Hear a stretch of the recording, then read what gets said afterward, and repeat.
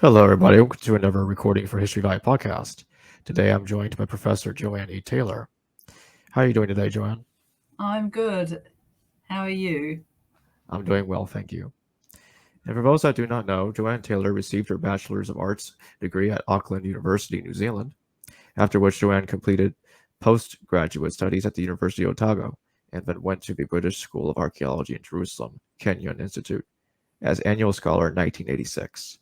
She undertook a PhD at New College, Edinburgh University, and was appointed in 1992 to a position of lecturer, subsequently senior lecturer at the University of Waikato, New Zealand, in the departments of both religious studies and history. In 1995, she won an Irene Levi Sally Award in Israel's archaeology for the book version of her PhD thesis, Christians and the Holy Places. In 1996 and 1997, she was visiting lecturer and research associate in women's studies in religion at Harvard Divinity School, a position she held in association with a Fulbright Award.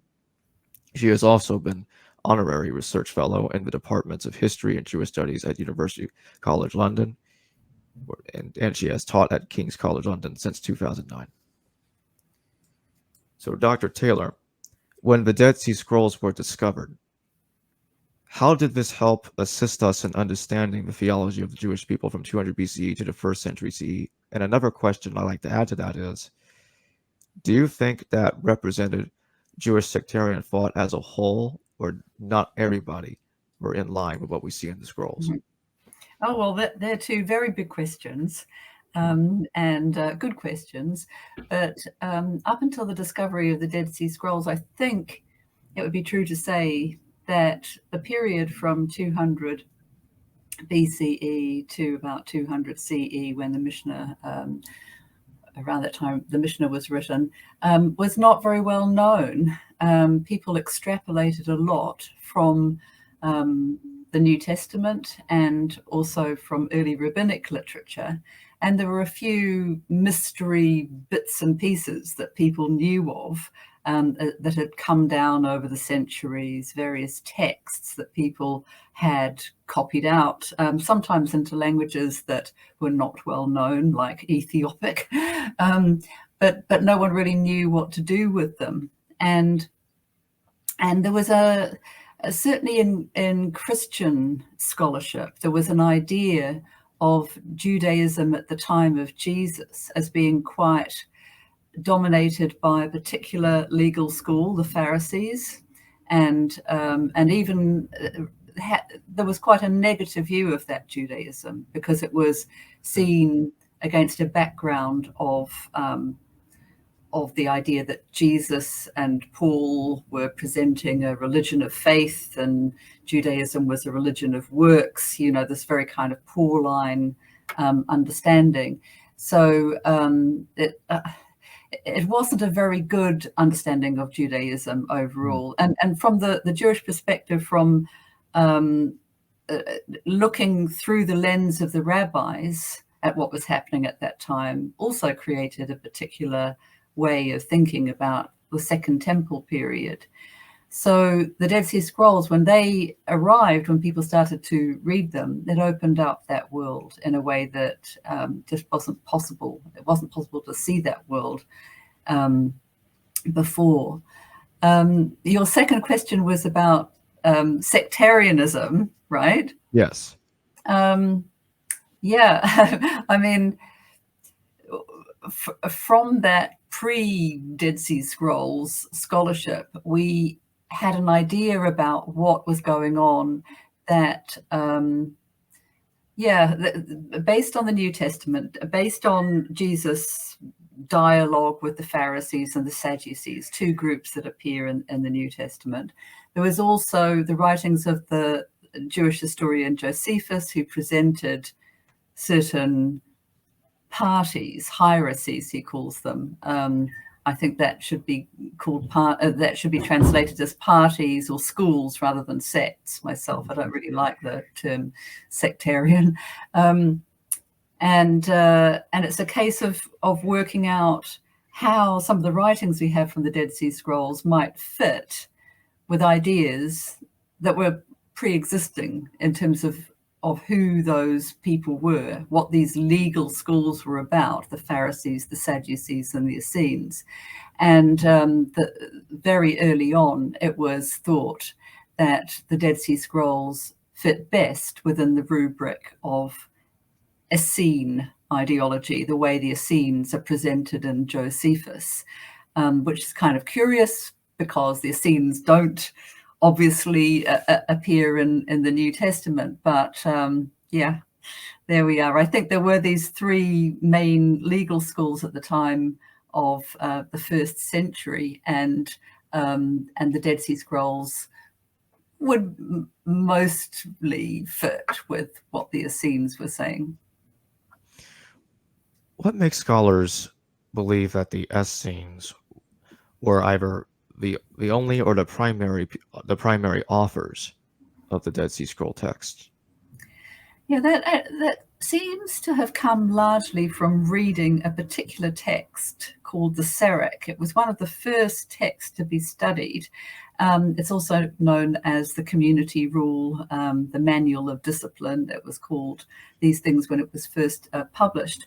And what the Sect describes, it seems to talk about a gathering of men who were very educated, legal scholars, very committed to a way of life that involved a certain amount of community. They talk about themselves as the Yahad, which really means the union.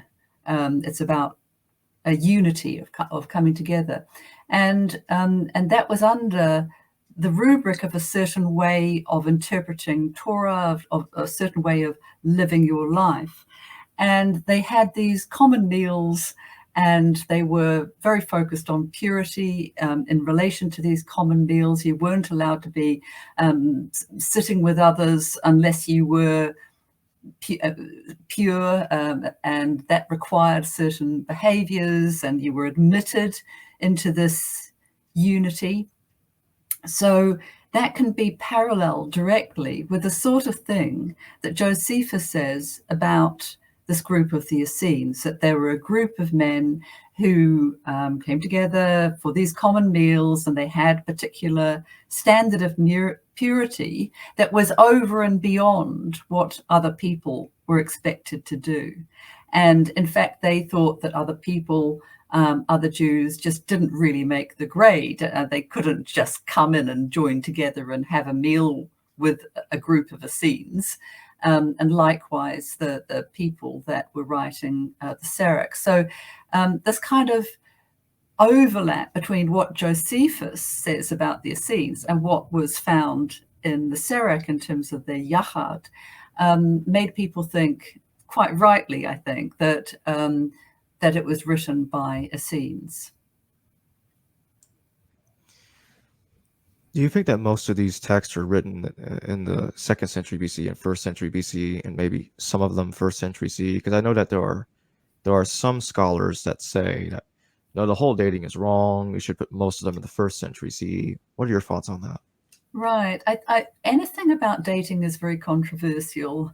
It's based on ideas of paleography, the way different writing is formed, how different scribes write.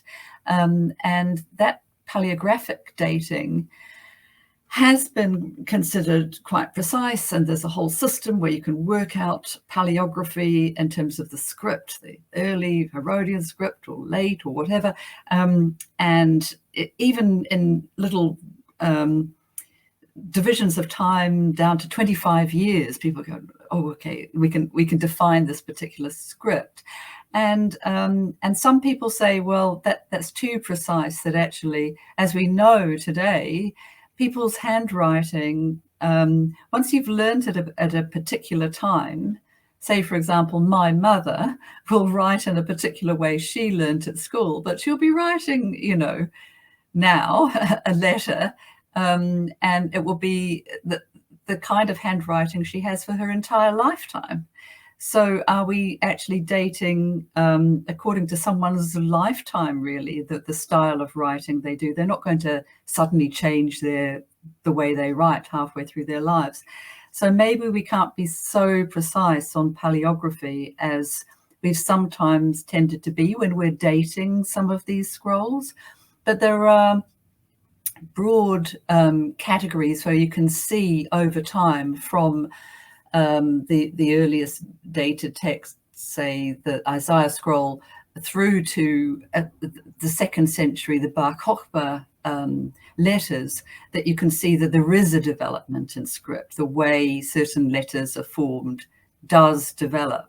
So in terms of the sort of broad categories, we can say, yes, that belongs to early, middle, or late, but probably we're not able to do the precision that everyone had hoped we were able to do, I think, in a previous generation of scholars. Along with that, there is radiocarbon dating that has I've been involved with at various times, and that again, it gives you these broad parameters of dates. So some dates, I think, do indicate that these scrolls are quite old, and they can be dated to, some of them are 2nd century BCE texts, but they're buried, they're put in the caves in a 1st century CE pottery context. And the radiocarbon dating that we got back from the Temple Scroll wrapper actually indicated a range that took us into the 2nd century, that it could be even as late as that if we were going to just sort of be very broad-minded about that.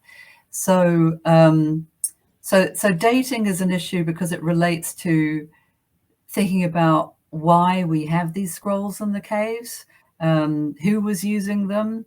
It's certainly, there's so many of them, and their date ranges are so wide over 2 or more centuries, that we would expect them to be used by various different people and not just people who lived out in the wilderness by the shores of the Dead Sea.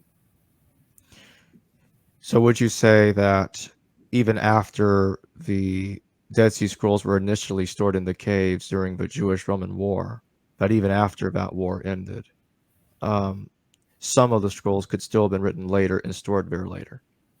I myself want to take that as a possibility. I think there's a lot that we simply can't know, and we just have to hypothesize different scenarios.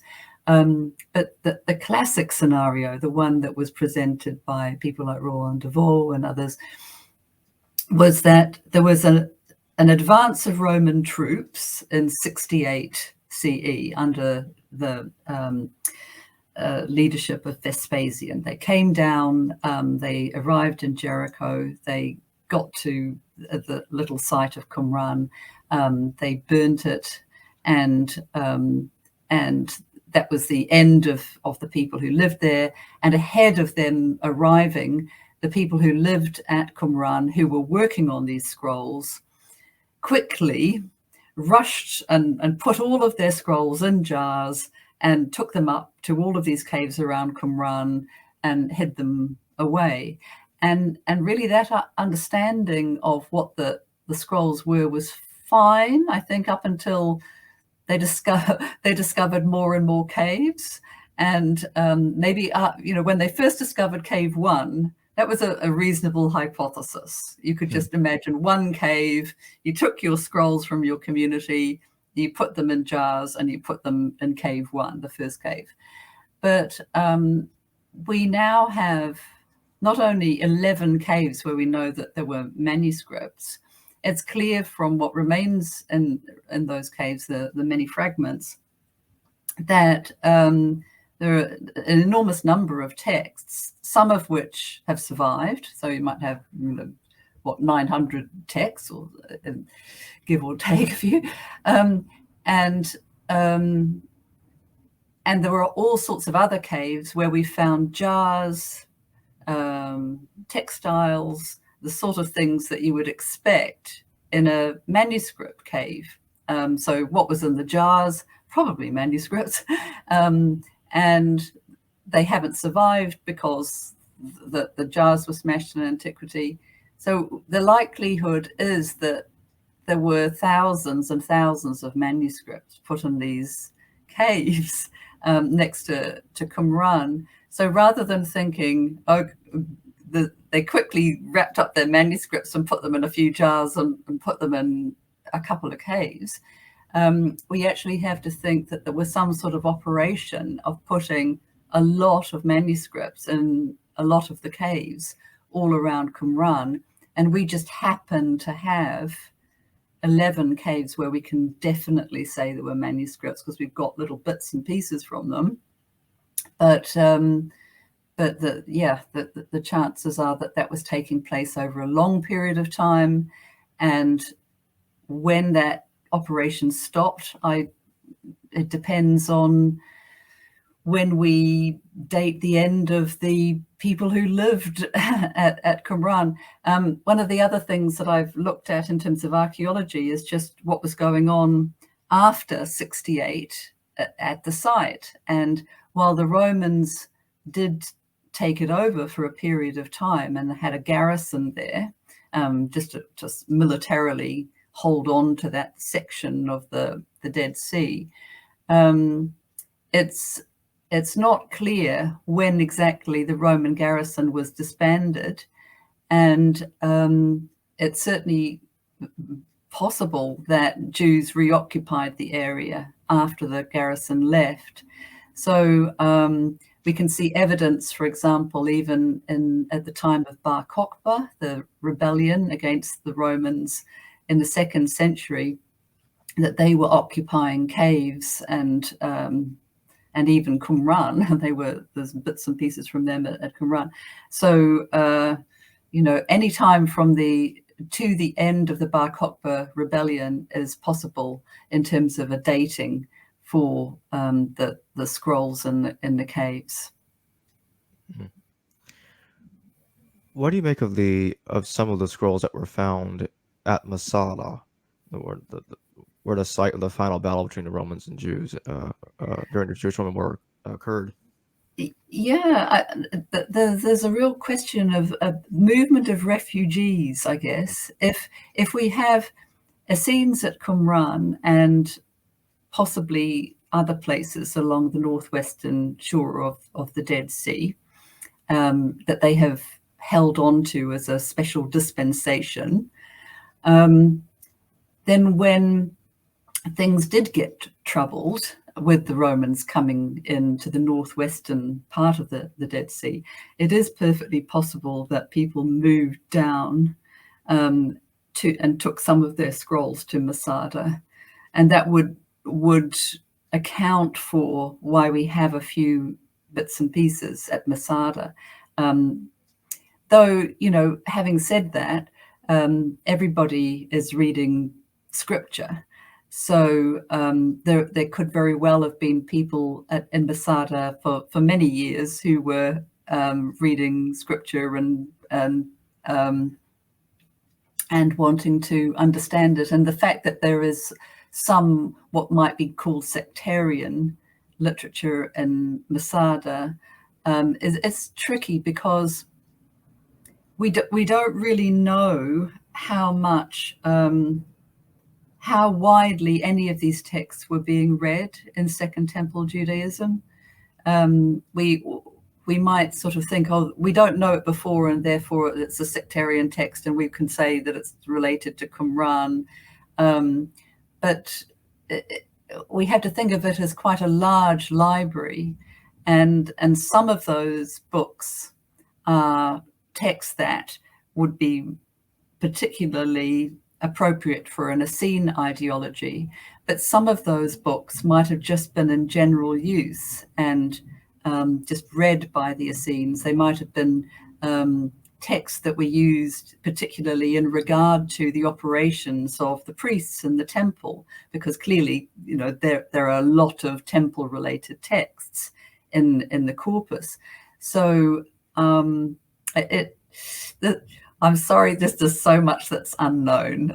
I'm speculating, everyone speculates. We're trying to get to a sense of understanding this whole, understanding this group of people that put these scrolls and caves, or but we don't know that much. Do you think that the Qumran community could have represented the views of the more hardline Jewish rebels, like during the Jewish-Roman War? Could that be partly the reason why some of those fragments were found at Masada?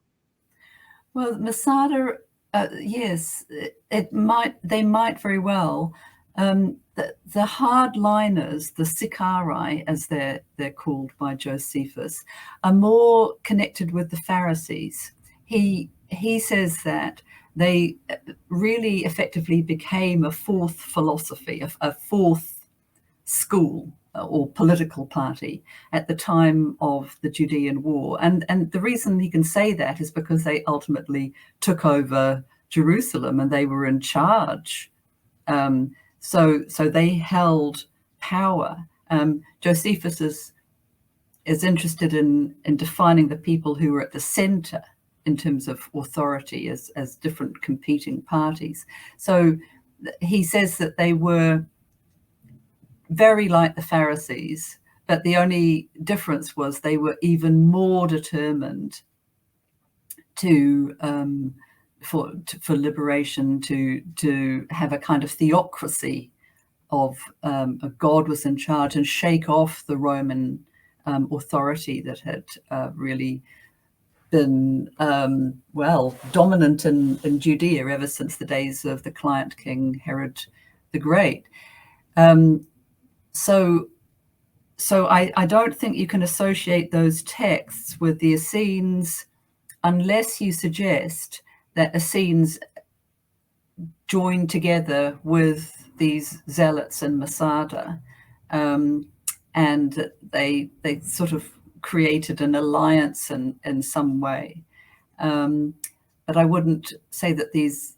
Yeah, I don't know. It's hard to say. It's hard to say. It's possible that they were associated with the zealots and Masada, but it could have been anyone. What do you make of Hippolytus mentioning that there were 4 groups of Essenes? I actually think that text is a bit of a jumble. Hippolytus is writing so much later. It's a Christian text, and I have written about Hippolytus elsewhere, and mean to publish what I have written on it. But it seems like he is working through texts of Josephus and sort of making a sudden jump. And writing about the Essenes, and then really writing about the 4 philosophies that Josephus describes.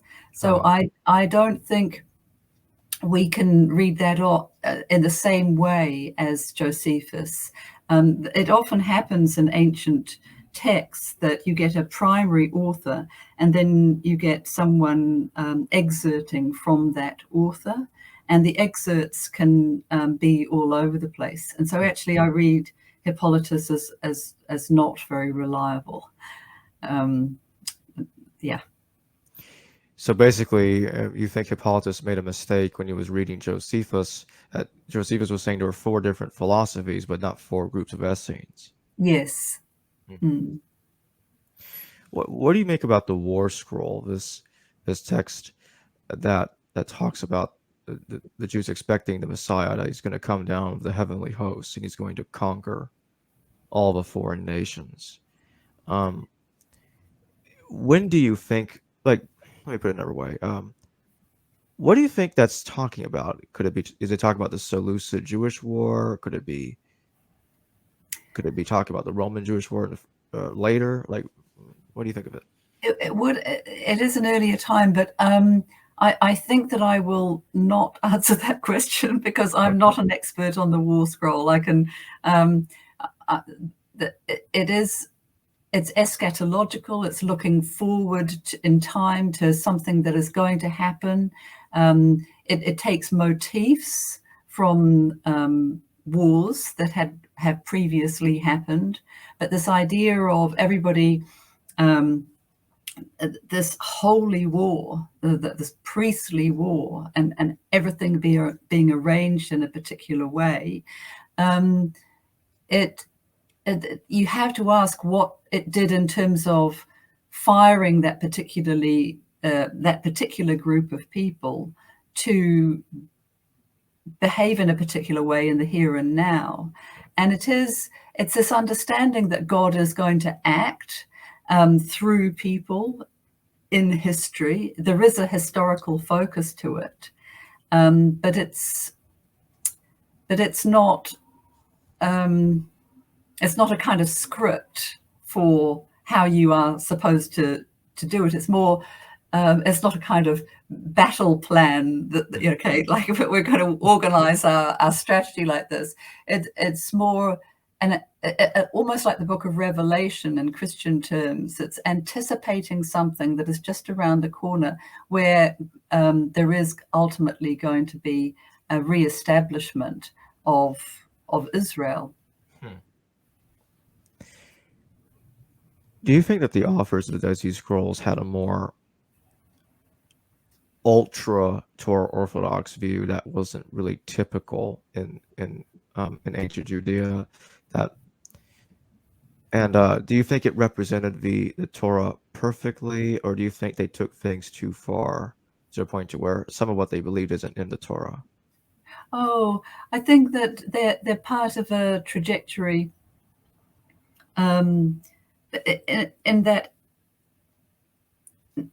in terms of what is received in regard to Moses, the Torah, in Second Temple Judaism, there was so much dynamic discussion about what that meant. And we can see from all sorts of different texts that we have that people were reflecting on what was the essential part of Torah and what was really necessary. What the Essenes, what the people of the Dead Sea Scrolls, the Yahad, were doing was really trying to define a core that would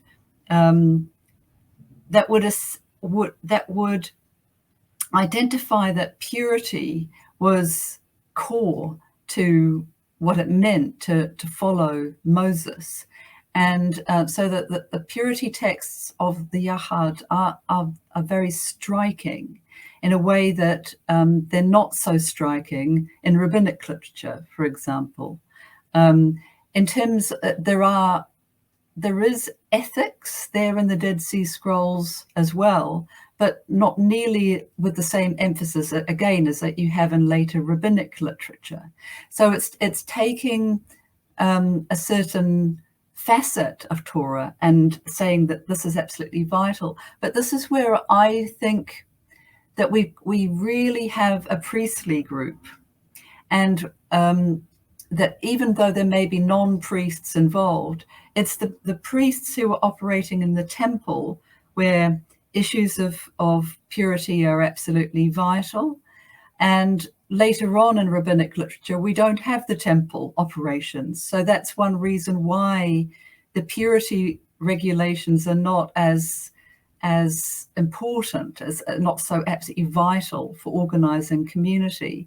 So there's a different time period here. So I wouldn't like to say that they have got things wrong or got the wrong emphasis. It's just simply that for them at that particular time, in terms of what they're really interested in, and they're very interested in the temple, that mattered a lot to them. Especially when you think about the identity of Israel, the identity of Judea as being about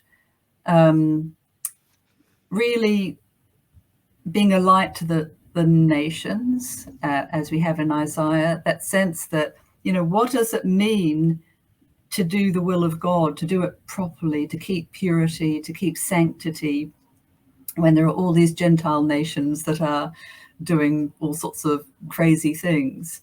So it's just sort of that sort of sense of trying to keep the core pure and holy.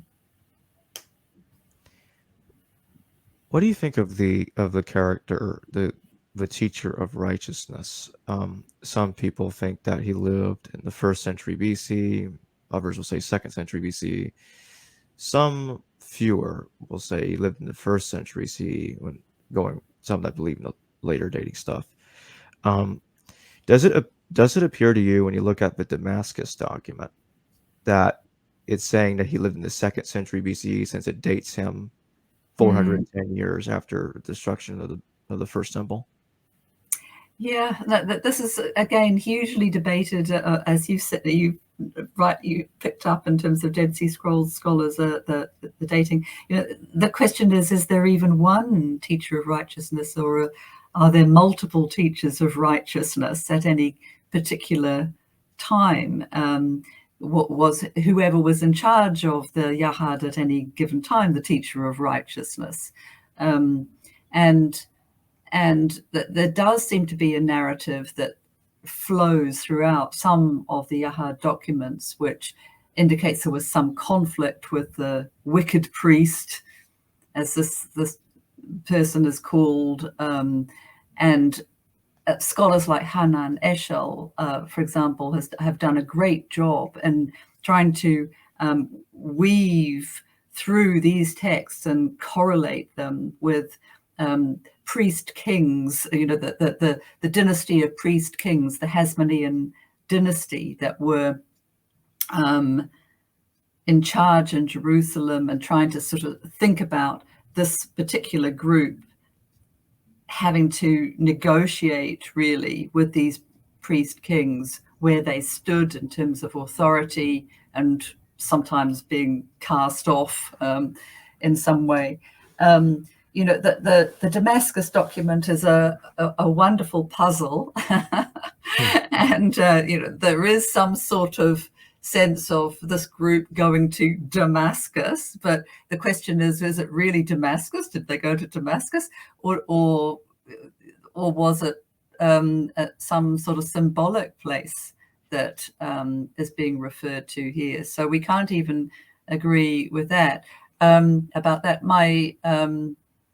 the people like Greg Doudna would say, yes, actually it was Damascus, and we should be thinking about Hyrcanus too, much later than the Hasmoneans. Actually, the conflict is with Herod. So that there's much that is still debated. I feel like you're asking me questions and I'm saying it's all debated, anything could be true. But in a way, the Dead Sea Scrolls scholarship is interesting in that way, because it is anyone who works in the Dead Sea Scrolls and history, as opposed to just looking closely at texts and just trying to understand the texts as they stand, that there's still very, very much a lot out for debate. We're still questioning some of the assumptions that you will read about in standard books on the Dead Sea Scrolls. 20 years ago, everyone talked about the Qumran community. John J. Collins, ever since his book Beyond the Qumran Community, no one wants to talk about the Qumran community anymore. We prefer to think about Yahad groups that are much more spread out in Judea, and Qumran is only one, really, of these groups. Why do you think that the Gospels avoid mentioning the Essenes by name? Well, yes, that's part of my book, The Essenes, the Scrolls, and the Dead Sea. I think that the Essenes was a term that both Philo of Alexandria and Josephus liked to use for this particular legal school. And Philo says that it really comes from a term meaning the pious, and maybe he means Hasidim or Sayoi. But people, and like any group, you can have different names. So different legal parties, different political parties can be known as one thing officially and another thing popularly. So, for example, in Britain, you might know that there's the Conservative Party, the Conservative and Unionist Party officially, but it's known broadly as the Tory Party. So it just has these two names that can be wielded about by journalists or whoever. And in terms of the Essenes, it's clear from what Josephus says that they actually have quite a close relationship with the Herodian dynasty. And that's because there was a Essene prophet called Menahem who predicted that Herod would become king, would become ruler. When Herod was, the story in Josephus is he was walking through the temple, and this Essene prophet who was teaching in the temple at the time whacked him on the bottom, which is an interesting way of of calling his attention, and indicated a prophecy that he would be king. And Herod never forgot that. And so when Herod came to power, he gave them special exemptions from paying taxes and special deals. You know, there was an Essene gate that Josephus talks about, which must have lain, in fact, just next, within the Herodian palace compound of Jerusalem. So there's something that's very close between Herod and the Essenes. Having said that, it doesn't mean that the Essenes liked Herod. I think that they were given a special deal by Herod, and perhaps this ownership of property by the Dead Sea by Herod, who otherwise held all of that land as his own private property, as a way of, he had his palaces there. This was Herod's zone. But the Essenes seem to have this relationship with Herod because of the prophecy, and so that would lead the general population to call them Herodians. So that's where I look at the New Testament. The Gospel of Mark talks about the Herodians in the same breath as it talks about the Pharisees. They're a legal school. They don't particularly like what Jesus is doing on the Sabbath in Capernaum. So the Pharisees and the Herodians confer, and they want to get rid of him because they don't like what he's up to in interpreting the Sabbath rules. So what I have argued is that doesn't just mean people who are loosely associated with Herod or the Herodian dynasty, because everything we know about Herod and the Herodian dynasty is they don't really care very much about law generally. Herod Antipas certainly didn't. They're much more Roman looking than caring about interpretations of law. So yes, I've argued that those Herodians in the Gospels are to be equated with the Essenes as they're described by Josephus and Philo. Final question. Some scholars believe that the New Testament frequently borrowed theology and ideas from the Dead Sea Scrolls, maybe twisting them a little bit, but borrowed some stuff from the scrolls. What do you think of that? Do you think the New Testament has done this? Well, it's this question of parallels. You can have a parallel because someone is borrowing from somebody else, and that's a nice parallel. You can say, they were before, they were after, therefore the one after is borrowing from the one before. But in the case of Second Temple Judaism, there's so much we don't know. It could be that both these independently are borrowing from something else before them. So actually, we've just got 2 points of people having the same source in terms of their thinking, and we've lost the source. So all the time you have to be very careful when you look at parallels. You can go, that's interesting. They've both got the similar ideas, and certainly people like George Brooke and others have done wonderful work in looking at parallels between the New Testament and the Dead Sea Scrolls. But George Brooke would not say that the New Testament authors are borrowing those ideas from the Dead Sea Scrolls, more that they are within a sort of general understanding of how you see things. Or say, for example, if using scripture in a similar way, well, you know, scripture was a resource for all Jews, whether they were Christian or not. And so we don't know whether they're actually talking to each other.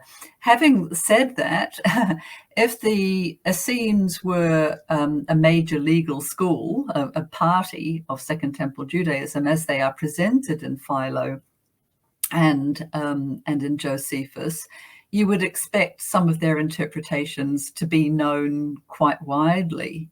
So it could very well be that there is this influence, that people know Essene understandings of things, or texts that the Essenes particularly value, like Jubilees. Trying to find relationships is so difficult. I mean, you know, that there are recently, Joel Marcus has argued that maybe John the Baptist had a spell when he was in the Qumran sect, and then went out on his own and did his own thing. And you have to say, well, yeah, you know, of course it's possible, but it's just this question of how do we prove relationship is very, very hard. Well, thanks for joining me today, Professor Taylor. I've had a blast. Well, thank you very much. Thanks for all your questions. Of course, and thanks again for coming on. Okay. Hello viewers, thanks for watching this video from the History Valley YouTube channel. Please don't forget to subscribe and hit the notification bell. And if any of you wish to further support this channel, please consider checking out this channel's Patreon page and becoming a patron, and or donate through PayPal or through Super Chat during a live stream. Thank you.